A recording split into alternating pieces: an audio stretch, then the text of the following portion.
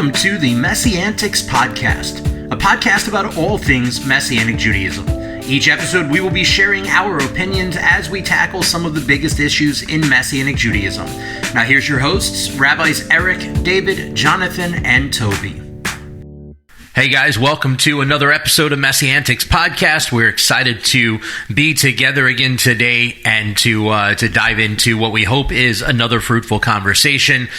We're going to be touching on something that I'm fairly confident is going to be controversial, which is kind of our go-to thing, and that is dealing with the idea of complementarianism versus egalitarianism, or even whether or not there should be a versus, or if there's another alternative that is more biblically accurate, one way or the other. So we're just going to kind of dive into the question or the conversation and see where it goes from here. So I'm just going to throw it out there. Where's everybody stand? Can we, just for... there may be some people listening that don't know what that is. We should let our historian give us a definition. Yeah, just to give some context about what that involves and what we're talking about. Yeah, I'd actually pulled up just some bullet points to kind of, just so everyone knows and is aware if you're not complementarian. And because egalitarian doesn't have anything to do with eagles. No, and complementarian doesn't have anything to do with complements. But complementarianism, basically, they believe men and women are equal as people. Again, what was that? Complementarianism. If you hold strictly to that belief, you believe that men and women are equal, right? Okay. In the sense of like being a existing being. You said men and women so fast. That's why. Oh, sorry. Well, it's 2023. I'm trying to we were trying to figure out which Hebrew word that was. Sound like you said minimum. Minimum. So they believe men and women are the same in value, but right. in the sense of doing, in the sense of practice, and what their goal requirements are, what roles and responsibilities. Yeah, that's that they're different, and that they not only are different, but they actually should be enforced their differences. So, for example, men and only men can hold leadership positions over other men. Women can hold positions in congregations that are not, as long as they aren't in authority over men, right? Quote unquote. But men can be authority over women and men. Yes, men are the pinnacle in the complementarian view of authority, but women can only be over women. They hold a patriarchal view of the family, so father's the head of the family. Mom is the best, the sort of the best view of what mom is or wife is supposed to be is stay at home. Maybe a lot of them homeschool, so mom stays at home and homeschools. Barefoot, pregnant, and in the kitchen. Yeah, sells essential oils on the side. The view, and that but they do hold the view that men are not supposed to be. They hold the view. Let me preface this: they hold the view that men are not supposed to be tyrannical or oppressive, but that they're supposed to love their wives, as Messiah loved the body. And so that they're not supposed to be these abusive things. However, we can get more into that later, how you may hold that view, but in practice it turns out to be different a lot of times. Egalitarians, again, it's like complementarians. There may be a wavelength of differing opinions, but basically they hold the view that men and women are equal, and men and women can hold positions of leadership within congregations, to include that means that women can also be in places where they can teach and hold authority and decision making that men would have to adhere to, so they can be quote unquote over men. It's a little oversimplistic, but as I'm describing these, spouses are equally responsible for the family. So it's not mom's responsible just for kids and the dishes and the laundry and the running the household, but mother and father, husband and wife, are responsible for the functioning of the household. And all decisions are made. And all decisions are made, for the most part, jointly. And that doesn't say that complementarians don't think fathers and husbands have a role in the household. They do, but it tends to be things like you fix the house, you take care of the house, you earn the money to repair the house. It's you hold the authority for if children are misbehaving, you are the disciplinarian in the house, that kind of thing. So it's not like complementarians don't hold that view, but so egalitarians are both are responsible. Marriage is more of a partnership of two equals submitting to one another, as tends to be the egalitarian view, and that the roles should be more ability-based than they are based on gender-specific. So that's kind of, in a nutshell, a very oversimplified version of what those two are. So egalitarian's more men and women equal, they can do anything that the other one does. Well, for example, in a complementarian household, most likely what you would find, or the expectation I think you would find in a congregation of what a husband should be doing is dad brings in the money, and dad needs to do the budget and control the bank and the finances and kind of govern the spending of the family. Whereas the wife may actually be better at it, but it's not. But because he's the father of the household, he's the man of the house, he's in charge of all the financial decisions, as per the family. Right. Anyway, but whereas an egalitarian view would be mom actually has better math education, mom's actually better at balancing a checkbook, so mother and wife actually could do that instead of the father, and maybe she even makes more of the financial decisions of where the money goes, which wouldn't necessarily be making decisions for the family, and ultimately, but she may have a better understanding of the grocery bill, and so I'm going to allocate this money to the grocery.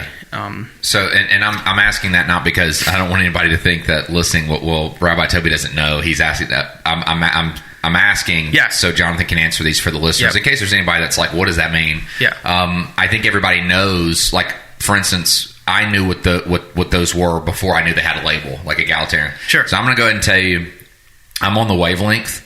I will tell you about my personal marriage with my wife. We are mostly egalitarian. Yeah. And I want everybody to remember that when Paul gives instructions to, I believe he's given instructions to Timothy or the Ephesians. It's one or the other, because Paul overlaps a lot in what he says.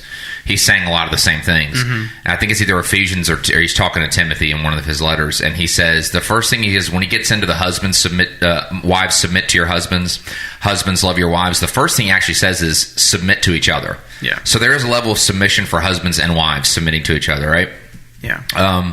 I think that for me and Brooke, my wife, we're mostly egalitarian, in that we if I'm good at something, I'll take care of it. If she's good at something, she'll take care of it. I'm not over the purse 100%. We don't consult each other about purchases unless they're like a certain amount of money and things like that. Yeah. I know that Brooke but we have some complementarian tendencies. I know Brooke looks at me as the spiritual head of the home. That doesn't mean I command. Yeah. Because the fact of the matter is that there have been seasons and times when Brooke has been stronger spiritually than me, and vice versa. See, we bear each other's burdens, right? Yeah. And I don't think it's healthy at all to have this like domineering male and this and man husband, and the wife is this little house mouse. Yeah. And I think that God wants men and women to be strong in the Lord, and I think that so that's my personal thing. As far as in the synagogue and in ministry, in the whether it's a church or a synagogue, Messianic synagogue. But let's talk about Messianic synagogues. This is Messianics. I'm just going to be honest. I wouldn't be comfortable under a female authority as a rabbi. I wouldn't be. I know Brooke would be. She's a woman. Yeah. Now, I wouldn't be. I would prefer a male leadership, and I think that God has a pattern. And if we look at Scripture, God, even in the situation with Deborah, the judge, God went through Barak, and he just flaked out. And Deborah's like, okay, well, I'm going to get the credit, right?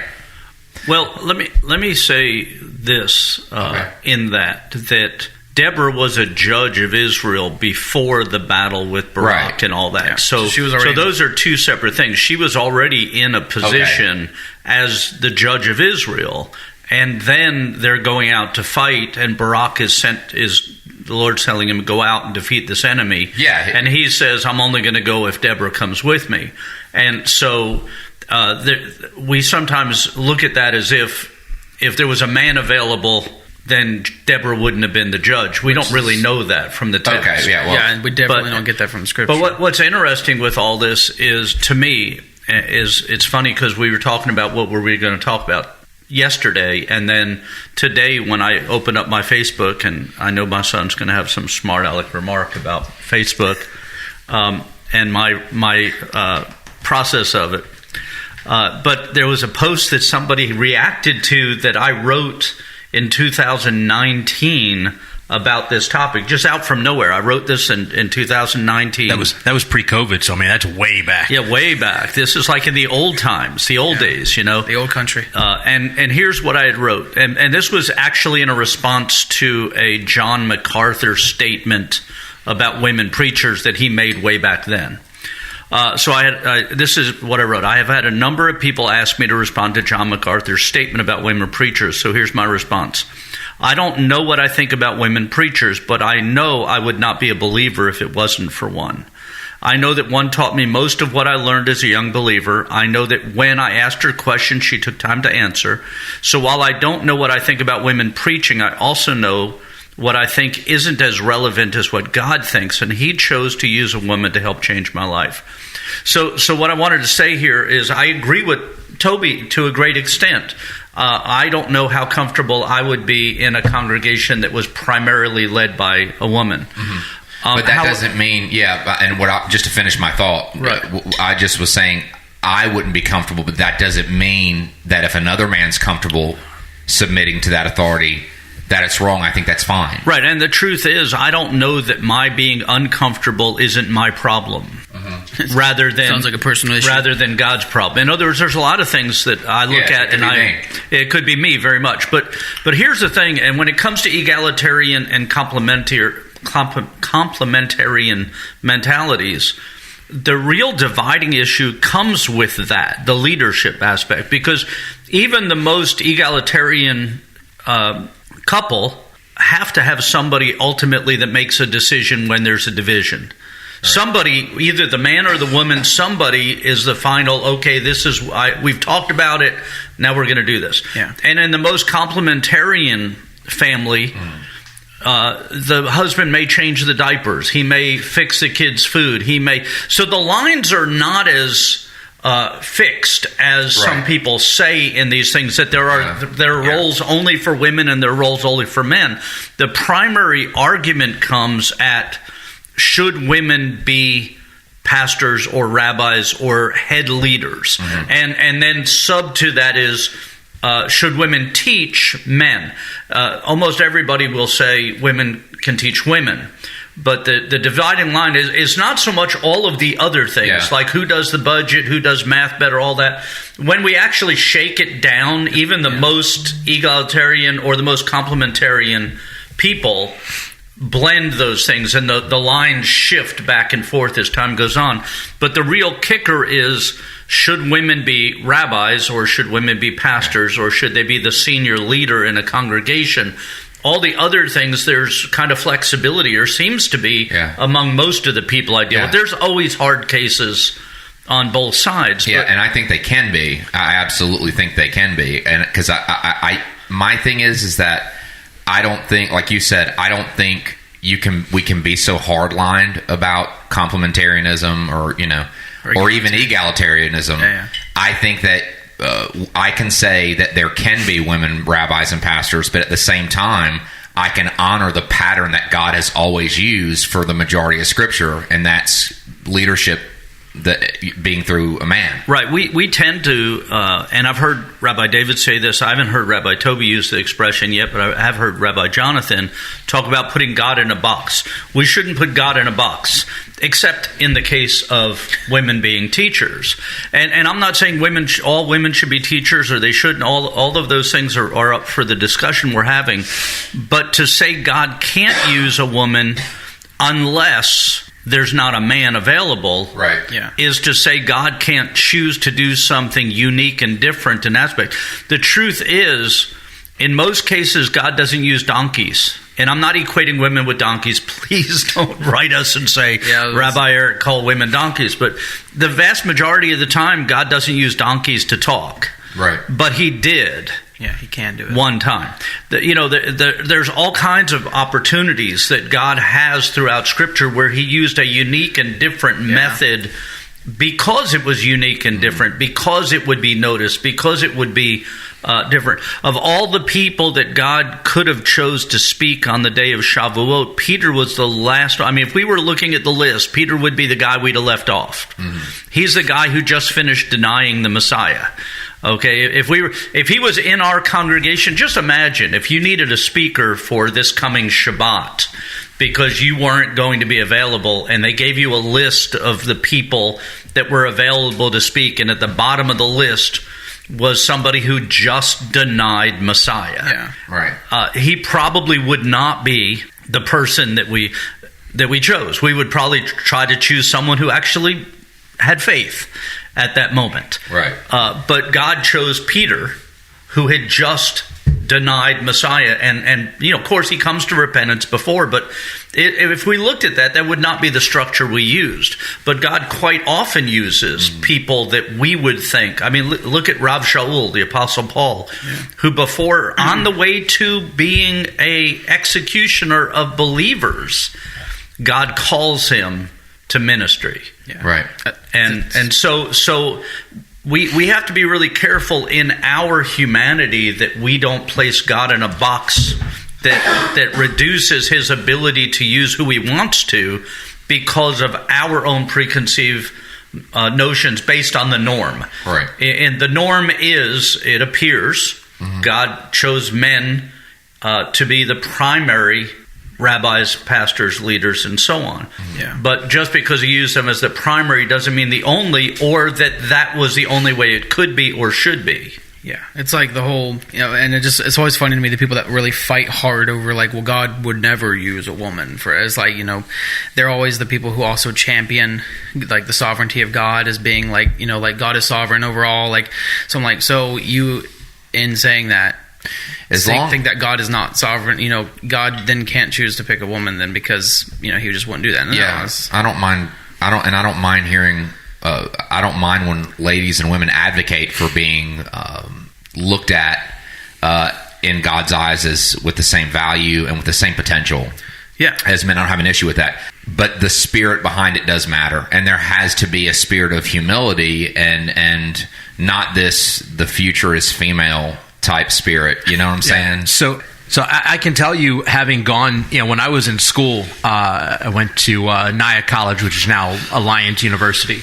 But I went to Nyack College for pastoral ministries, bachelor's in pastoral ministries with concentration in Messianic Jewish studies, and there were a ton of female students in the pastoral ministries department, and I can honestly tell you that, like, for instance, preaching and homiletics classes, most of them were way better than most of the dudes, no doubt about it. Yeah. And they knew the word really well, right? And I think we have a because of, as you guys were saying earlier, like, it's just kind of always been this way. Is like that's the support for why women shouldn't be in certain roles, or that certain roles are only for men, or however you want to look at it. I want to point out one thing, though, that I think is vital to the conversation in terms of trying to grasp it in context. Like, we've already talked about Deborah, and there are a few other ladies throughout Scripture that were significant leaders in Israel and in the body of Messiah. But one of the primary kind of texts that people use to try and say that women can't be in certain positions in a community is 1 Timothy 3, and then also in Titus it's kind of reiterated. And 1 Timothy 3 deals with like a shepherd, overseer, what we would consider an elder or a pastor, rabbi kind of a role in the first few verses, and then the starting in verse 8 he deals with what we'd say in Hebrew shamashim, or servant leaders, deacons as the church often calls them. And there's a qualifier in both of those passages, the one dealing with the elder and the one dealing with the shamash. There's a qualifier in both of them that says something along the lines of that they should be a husband of only one wife. And because of this, people will go, oh, well, it's clear that Paul's talking that this elder role, this deacon role is only for men, because only men can be the husband of one wife and still be within the constraint of biblical value and ethic. The problem with that statement is that in verse 8, where he talks about servant leaders, the word used there that we use in Hebrew is shamash, or shamashim plural. In the Greek, the word is where we get the word deacon from, and that word is used there in reference to it. The passage then says that a man should be a husband of one wife, but he uses the exact same word in the Greek as the title for Phoebe in Romans chapter 16 as he's giving his closing. So either Paul's completely contradicting himself by saying women can't be deacons because they can't be a husband of only one wife, or what Paul is saying and what we're extracting from it or what we're inferring from it are not the same, right? And now I kind of lean a little towards where Toby was at the beginning of the episode, that I honestly, I don't have an opinion hard pressed one way or another about what roles women should or shouldn't have. Like, I got zero issues with a woman teaching in our congregation and being a part of that. I've got zero issues with women being in leadership roles in our congregation. I'm kind of like Toby. I don't really know, though, how I would feel sitting under a senior rabbi that was a female. Not that, and I'm just being honest about it, not that I necessarily could say definitively there is a right or wrong to that, like whether or not a female rabbi is a senior rabbi is a problem or not. I know earlier when we were talking, Jonathan had mentioned, I don't have an issue with them as support rabbis. If there's 3-4 rabbis and there's a senior rabbi and a few under them, I don't have an issue with them in that role. Was kind of Jonathan's perspective earlier today when we were talking, and I can kind of see that. I only don't know how I would respond to a female as a senior rabbi, because it's, again, like we said, it's just not how it's always been this way, and I've always grown up under the under male leadership in a congregation, and I just don't know how I would respond in that scenario. That's not to say that it's right or wrong. Yeah. And I don't want anybody to walk away going, well, Rabbi David just gave this whole support why women could be in these roles, but then undermined it by saying he was. I'm not saying that at all. I'm just saying I don't know how I would feel. If we're honest, like, we have to be honest about these. I don't know how I would feel in that scenario. Yeah, and like I said earlier, I don't know if that's because it's wrong, or because I'm wrong. Yeah. And those are important. It's funny to me when we talk about, for instance, Jezebel. So Jezebel was the queen of Israel. Her husband Ahab was the king of Israel, but she was kind of in charge, and he was kind of did what she said. Yeah. And so whenever a woman starts to rise up to some kind of authority or position, quite often we'll hear they have a Jezebel spirit. Right. But I've never heard anybody say she has a Deborah spirit. Yeah. Right. Deborah, nowhere in the Bible is Deborah spoken of in a negative way.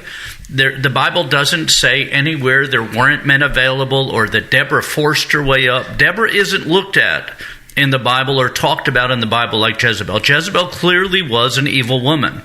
Yes. But Deborah was the primary judge of the nation.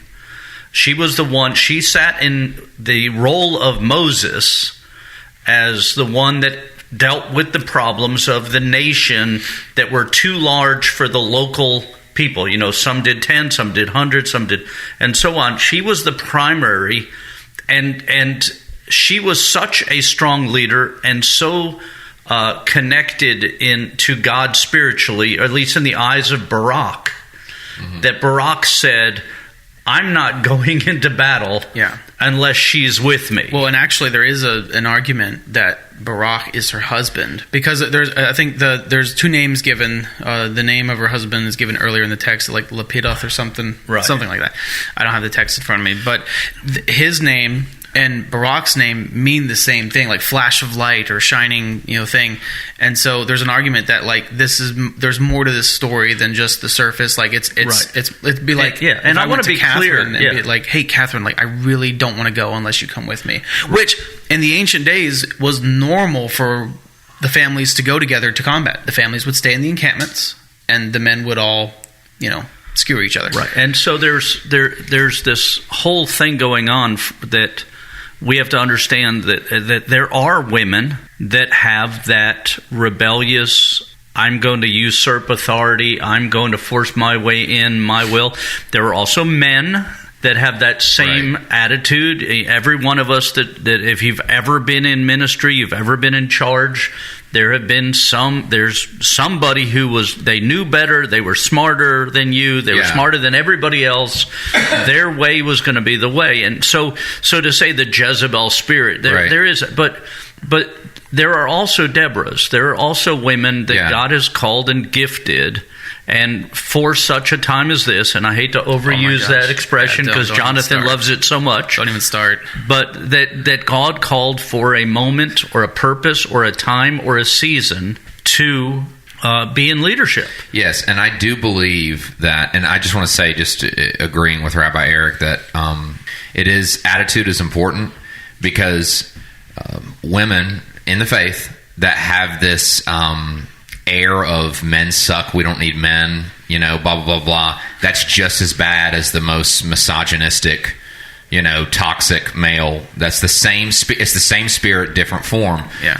And I also just want to say, I do believe that the new covenant does bring a new level of egalitarianism. I mean, Paul talks about it several times. Well, I actually think it restores a level of egalitarianism that existed previous, because if you look all the way back to Abraham and Sarah, Sarah tells Abraham to be with Hagar, and the whole thing happens, and then Abraham goes to God and says, "What should I do?"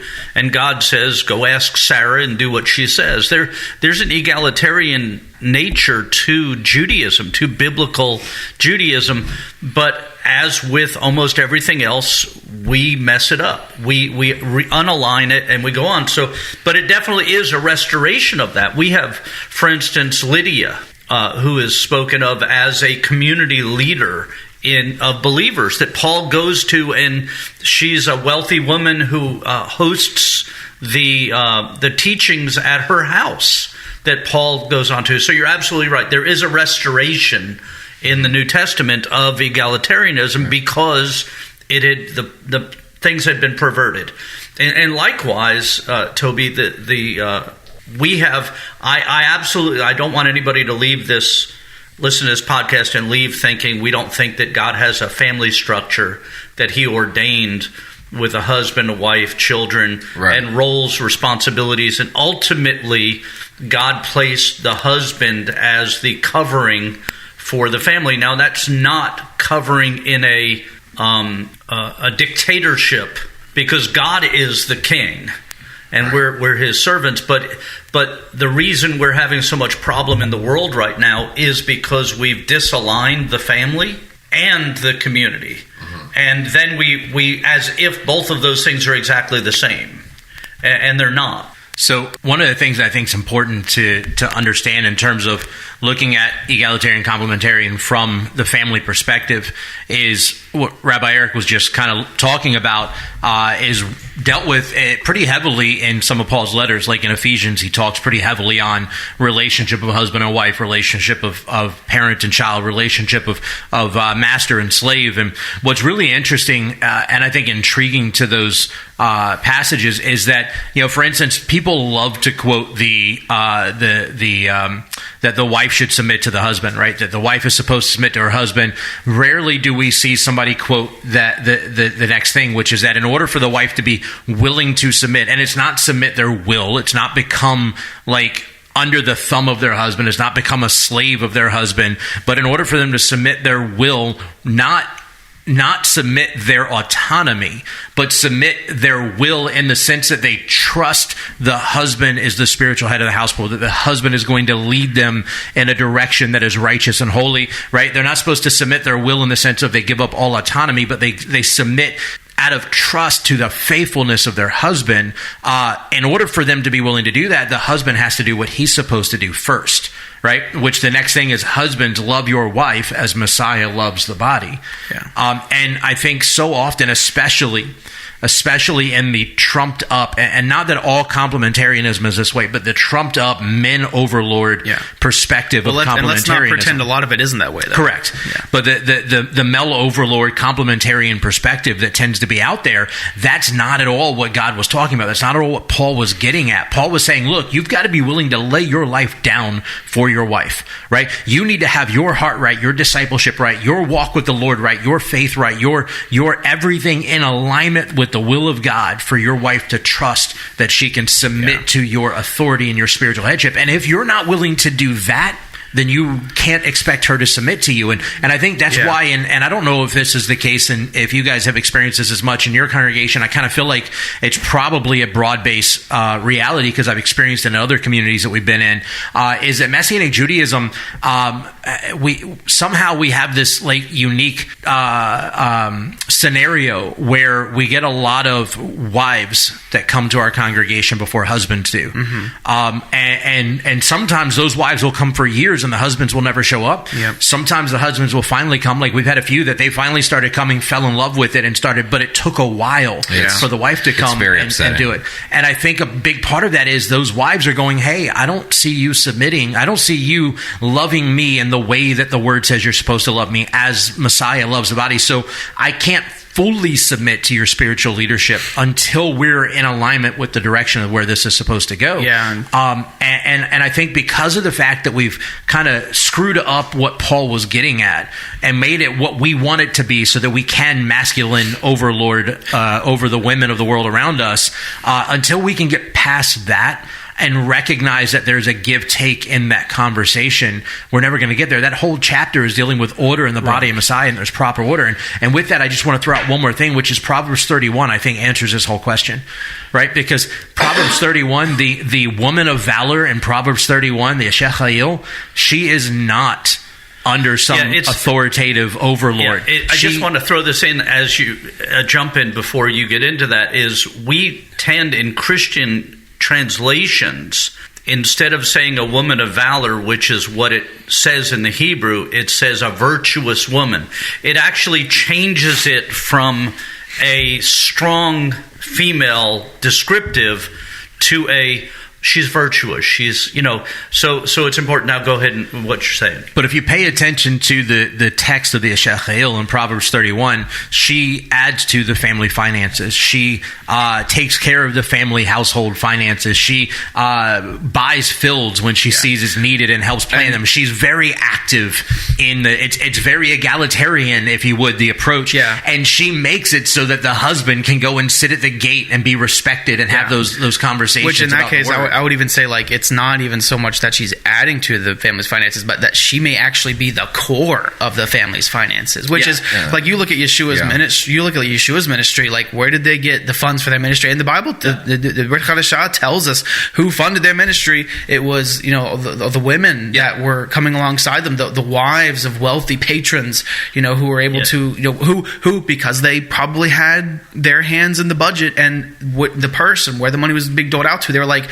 we really fond of this Yeshua guy and his people traveling around, so we're going to parse out some money to them. And because my husband trusts me with my money, he's probably not even going to ask where it's going necessarily. And to go even back further than Proverbs, which is an excellent verse to talk about the role of women in a family, if you go back to Genesis, where the Bible largely is translated when it talks about Adam being created and that it wasn't good for him to be alone. In many Bibles, it describes his female counterpart as a helper or a helpmeet or whatever word it is. In the Hebrew, the Hebrew is ezer kenegdo, which is actually like a military term. It's actually more a term of, to describe it is, if you trust somebody, if you don't trust somebody fully and you're in a battle, you stand back to back. Because if you're back to back, then you see what's in front of you, and the person that's fighting with you, though you may not fully trust them, sees everything in front of them, and they're going to protect themselves, and because they're protecting themselves, it will protect your backside. This word is actually descriptive of two people who trust each other so much that in the battle, they face each other and look at each other and past each other to defend something that's coming up from the rear side, from the other side. And that you trust that person so much that even though you can't see behind you, you know that they've got your back. And it's a military type term. This is God saying it wasn't good for Adam to be by himself because he couldn't see behind him. He couldn't protect his rear guard. He couldn't. So I'm going to give him a helper that's so trustworthy and has the position to watch his back while facing him so that he can fully trust in her, which is totally different from helper, like go do my laundry, go do my dishes, tend to the children, do this. Yeah. That is not at all what this word is describing. You describing the meaning of that word now makes me want to go watch The Expendables, because now I've got a picture of Chuck Norris and Sylvester Stallone fighting together. Yeah, but and I mean, and just in my own personal view, like I honestly think, hardlining egalitarianism or complementarianism, I think is both wrong. There's some really good ideas in both. There's some really bad ideas and really bad practices that come with both, and we see that in the body, not just Messianic Judaism, but in the body of Messiah as a whole today. Poor decisions brought about by both. And because I do hold the view that, like, when people really, especially in the complementarian world, they really champion it as like, this very like strong, powerful, masculine view. If you really think about it, like the complementarian view is a very soft view, only because most of the time we don't see a complementarian structure exist in the congregational way of doing things until the body in an area of the world is very settled. It's very comfortable. Most of the world today, developing churches, developing leadership in Christian circles in places that are actually facing persecution and actually facing real hardship. Places like Iran, places like Pakistan, different places in Africa. Most of the leaders there are women. Most of the people that are spiritually mature enough to lead the bodies there are women. And that's the same for the body of believers just in today and like in our country, right? Yeah. What I'm saying is like most churches and synagogues, I would probably say follow the same pattern, but it's why, like what David was saying, when we see wives come in. First a lot of time, sometimes I think it's like 60% or something like that. It's women. It's interesting when complementarianism in its strong side has men demanding submission, demanding things. It reminds me, when I was young, I went to a restaurant. Go get me a sandwich. Yeah, I went to a restaurant with one of my uncles, and the people that were there were all these were business people, successful business people and such. And we're in this restaurant, and this man comes in with almost an entourage of people and made a big presentation of arriving and being there. And I looked at my uncle, and my uncle said, "You see that guy?" And I said, "Yeah. He's new money. He's trying to make himself seem as if he's successful. He wants the airs of success. But people that are really successful don't have to make a show of it or demand it. Yeah. And men, if you're submitting to your wife, and as Rabbi David said earlier, before it gets to wives submit to your own husbands, it says husbands, wives submit to each other. But you got to pass that before you get to the other. But if you're really submitting to your wife, if you're really her covering, if you're really the priest that you're supposed to be, if you're really doing those things, you won't ever have to demand submission. She'll feel so safe with you that she'll come alongside you and walk along as she's supposed to. You'll feel safe with her that you don't have to force her to be submissive or that way. That's the biblical. That's the way it's supposed to be. So I agree with Jonathan. I'm not egalitarian. I'm not complementarian. I'm biblical. I think that God can use whom he wants to. I think that primarily we see in the scripture the example of male leadership primarily, but we also see example of female leadership, and it's not female leadership because were no men available, but because God chose and called a woman for that purpose, for that season, for that time, and that God is still in the same business. He chooses who he uses. Whether we like it or not. And because something is out of the norm doesn't make it wrong if God's doing it. And that we need to understand both of these things are there. I have a friend who's a rabbi, and I'm not going to mention who he is. And he's a decent teacher. He's a smart man. But I promise you, I would listen to 10 hours of his wife's teaching in the same as much as 1 hour of his teaching. His wife is so much more an engaging teacher than he is. That when she presents information, it draws you into what she's teaching, where when he teaches, he's teaching information. It's good information, and he's a successful leader and has a strong congregation. But his wife is so much more engaging a teacher. It's almost like the difference between listening to somebody who's an engaging teacher and the Visine guy. Who the Visine guy, the information's accurate. It's that, it gets the readout. That's all true. It's all, but it's just hard to listen to sometimes. Yeah. I had another thing that I was thinking about. Like, I hate the argument between the two, because they really do kind of, a lot of times it ends up being just people who are like hardlining, I want to be controlling in my relationship, especially with men for whatever reason. And those arguments tend to more be, this is what I've always been told. Like, this is my tradition. This is my denomination's tradition. This is what we believe, and it's got to be the Lord's word, right? Yeah, and God forbid there be another way. That's right.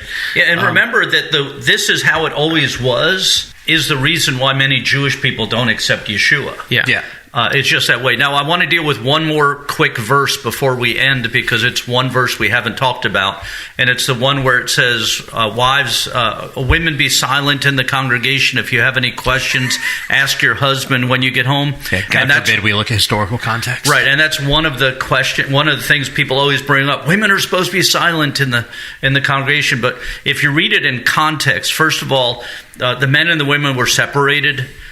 In those days for various reasons, but one is because of the children, the noise, and those kind of things. Also, the cleanliness rituals and responsibilities.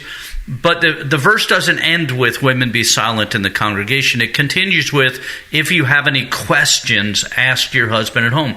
If the woman is teaching the teaching, if she's teaching the class, she's not the one who would ask questions to her husband at home, who would need to understand. She would be the one presenting it, and the students would be the ones who were listening and saying, "I don't quite understand that," or "I didn't hear that correctly," or whatever. So the context of that verse doesn't make sense to say women aren't supposed to speak in the congregation at all, because it doesn't just end with "women be silent in the congregation." It goes on to, "If you have any questions, ask your husband when you get home." That's because the husbands were closer to the teaching, and so they would hear, and then they could answer those questions from the noisy part of the room where the children and such. You might need to describe like the physical layout of an ancient synagogue, so that way, because like closer to the teaching doesn't mean like it was front and rear. You would have the men up front, the women in the rear, or the men on the floor, the women up top. Now you would also see men and women on separate sides, right? But you didn't necessarily have the space for that kind of a situation then. But also with that, when I mentioned historical context, you also got to remember Gentiles coming in. He's talking to Gentiles that were, and by the way, this is further evidence that these Gentile believers were plugging into Judaism, right? So these were new Gentile believers plugging in Judaism. Well, where did Gentile believers come from when they came to faith? It came from paganism, right? And in most pagan cultures, women kind of ran the show.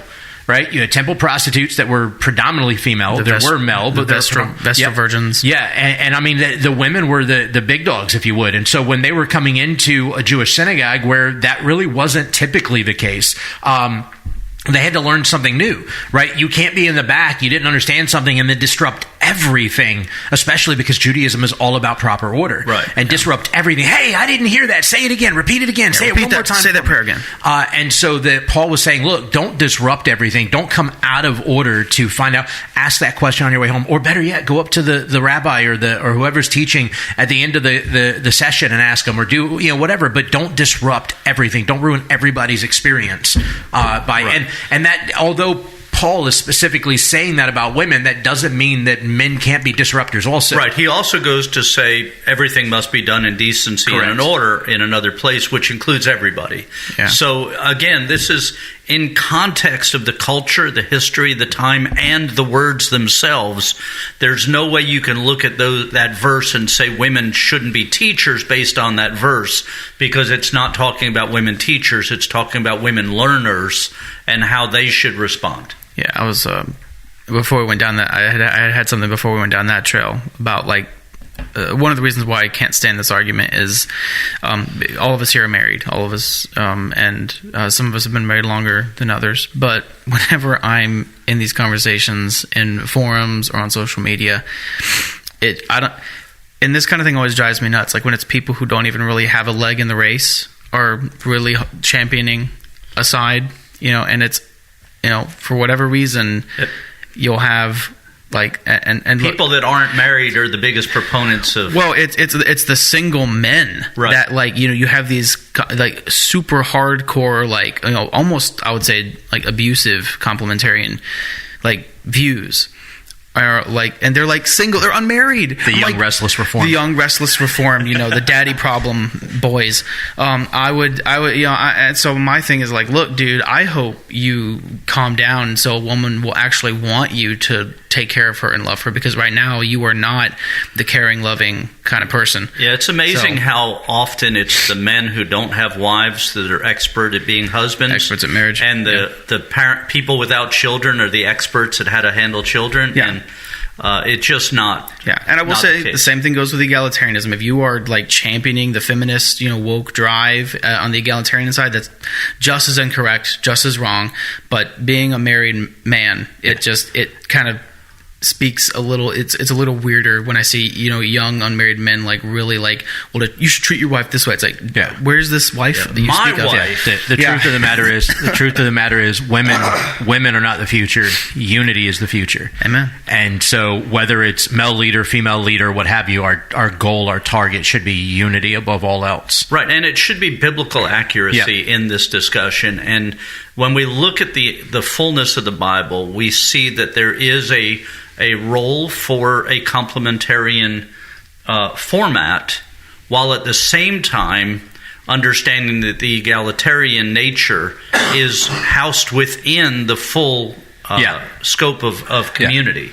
Well, with that said, we thank you for joining us for this episode. We hope that it was as beneficial to you as it was enjoyable for us to have the conversation. If you have any questions or thoughts, please throw them out. By the way, just as a wrap out, I should have said this at the beginning. We did actually have somebody ask us a question about this week. It wasn't why it was brought up, but somebody did ask us, I want to hear your opinion on female rabbis. So there you go. You've heard our opinion, which is... we don't really know. So enjoy it. But no, we appreciate it. We hope that you guys were blessed by this. We'll see you next time. I have some friends on one side, some friends on the other side, and I stand firmly with my friends. The question is, which of those friends would claim you? So no, thank you guys. We'll talk to you next time. Shalom. Thank you for listening to the Messiantics podcast. Make sure to subscribe so you can be notified every time we drop a new episode. And be sure to follow and interact with us on social media at Messiantics Podcast.